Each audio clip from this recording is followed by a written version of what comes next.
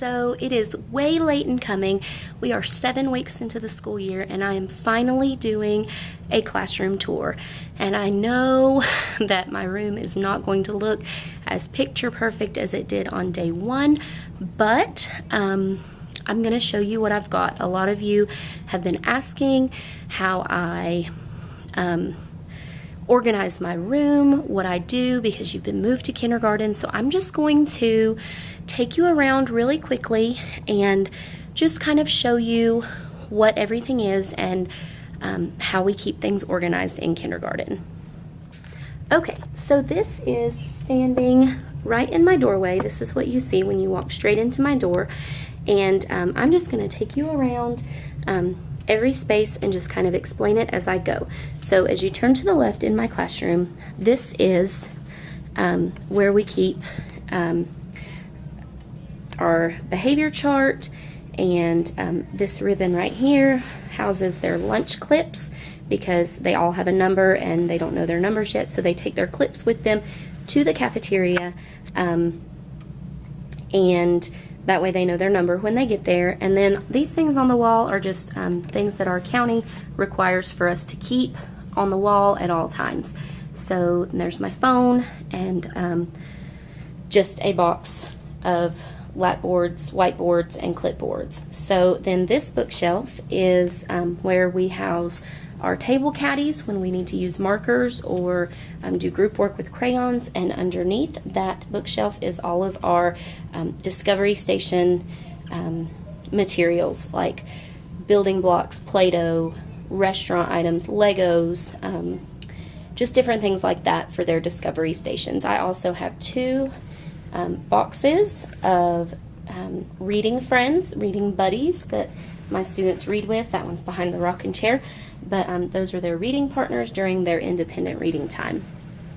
This is my writing bulletin board, and we have not yet discussed, but this will be where I put like examples of writing. So this will be like beginning emergent writing all the way up through what it should look like by the time they leave kindergarten. The strings houses vocabulary for what we're learning at the time. This still has beginning of the school pictures on it so that they can write words. We will be changing that soon to words about fall and the farm. And then over behind the lamp, which we've really not gotten into yet, are just examples of punctuation. So that is kind of my writing bulletin board, and in the middle right under the banner is where I will put student work. So like I said, we've not really gotten into that yet, but that's what that will be used for. I've got my writing workshop anchor chart up above my writing board, and then as we go around, I just have a rocking chair that students can sit in and read with a little rug. A lot of times they do their listening station here in this area. As I go around the walls, just a pocket chart for whenever we need something for sorting or word cards or sight words. Nothing's in there yet, but it will be used quite a bit this school year. This is our daily schedule cards. It changes through the day when our specials change, but most of it stays the same pretty much every day of the week. Then down here is my rolling book bin that has my leveled readers and my take-home books. So these are all the leveled readers for my guided reading time that we use during small groups. And then down below, I've got all of their take-home leveled readers kind of in order from like Rebus books through A, B, C. D is at the bottom, and then on up from there. This is my focus board for ELA. Tells the letter sound, the reading skills, sight words that we're working on. I hang any anchor charts that we might be working on through the week up there, and I do keep all of that information on this board. I've got some clipboards, some scoop rocking chairs. That bag is actually stuff that I brought in to do a STEM activity that we've not gotten to yet. This is my benchmark literacy, big books and posters. Those are new book boxes that I just got in this weekend that I've not done anything with. Then this is my guided reading area, and the bookshelf behind is where I house all of my guided reading games and the things that I need for my guided reading groups, as well as my coffee maker. That cabinet has all of my math manipulatives in it. And then this is a magnetic whiteboard that we use quite a bit during small group time. This poster up here is actually up here because they've been using magnetic darts. They throw the darts at the chart. Whatever number it lands on, they have to call out that number and count to it.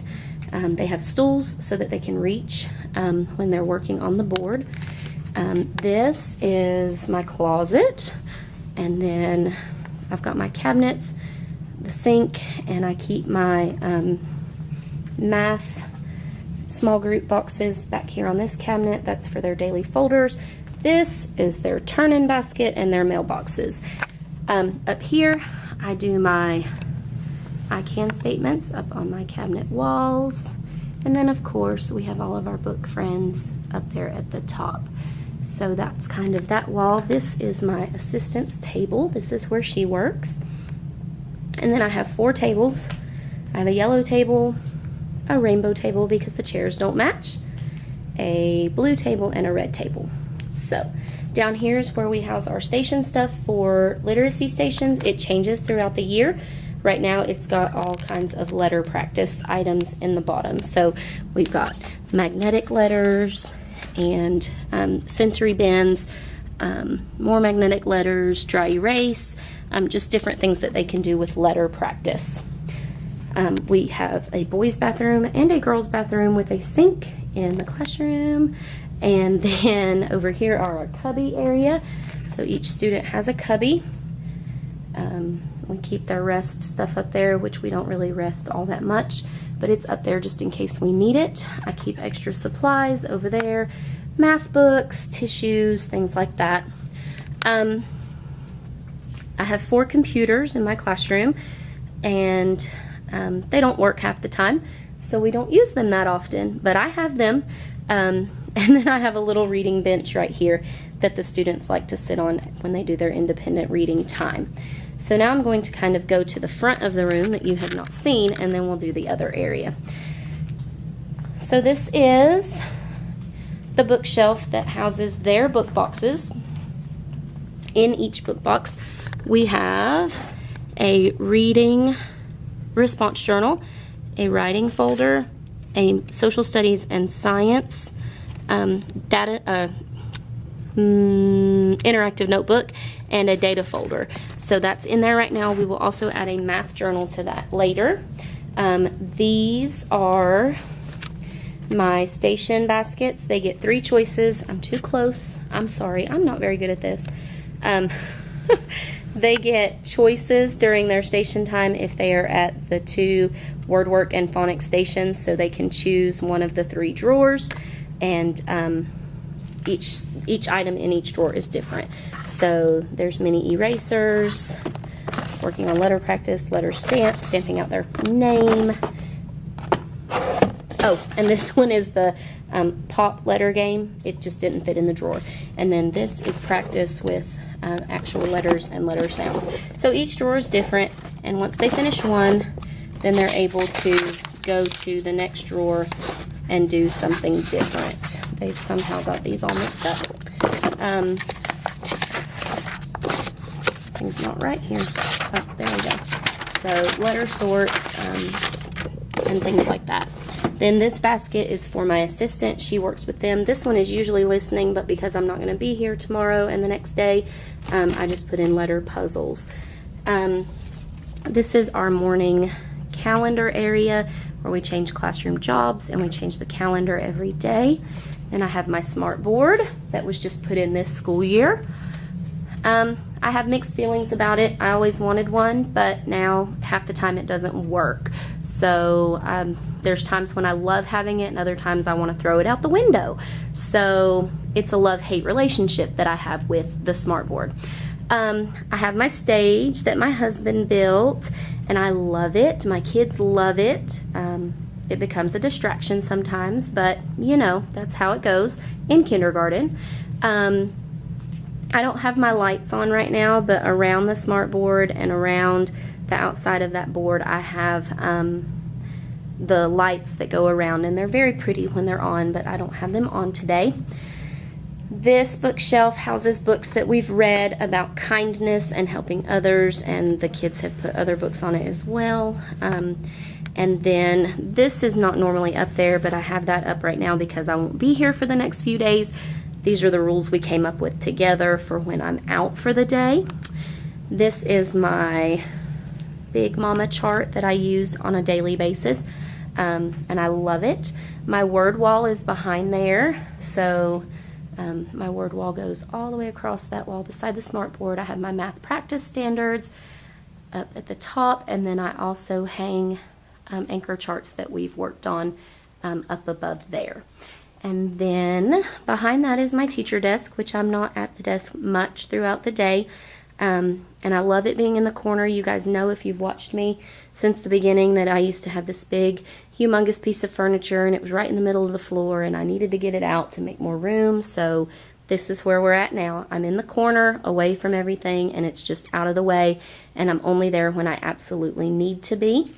This bookshelf houses all my teacher manuals, my binders, my assessment notebooks, my daily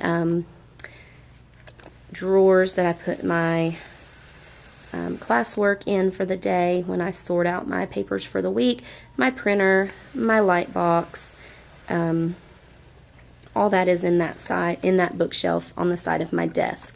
The bulletin board up there is for our our STAR benchmark testing that we do 3 times a year. I have not printed out my beginning of the year to go the first one, but it will show our data and our growth throughout the year. Then as you turn the corner, I have my low table where my kids like to write, and then my little library over here. Now, my classroom library is in 3 different spots, but that kind of splits my kids up a little bit when they go to read. So this is the area that has most of my books in it.